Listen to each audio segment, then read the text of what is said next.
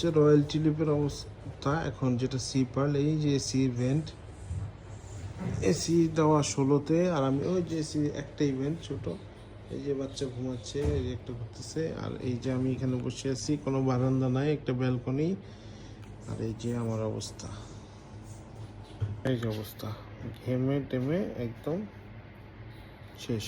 এই পর্যন্ত একটা ফোঁটা বাতাস নেই।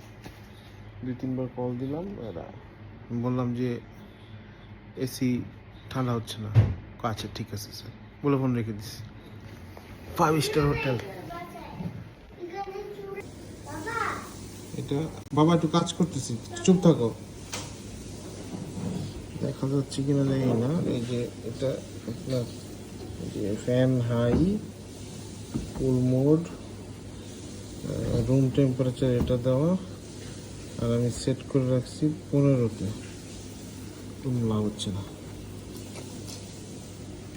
তো এই যে সকালে চেক ইনের পরে, এই মাগরিবের পরে একজন টেকনিশিয়ান এসে দেখতেছে, পরে উনি দেখে বললো যে স্যার এটা প্রবলেম, আপনাদের রুম শিফট করতে হবে।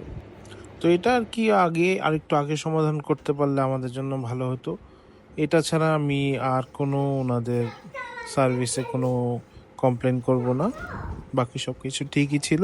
আমাদের কক্সবাজার ট্যুরের ফুল ব্লগ আসছে খুব শীঘ্রই, সাথে থাকবেন। Thank you.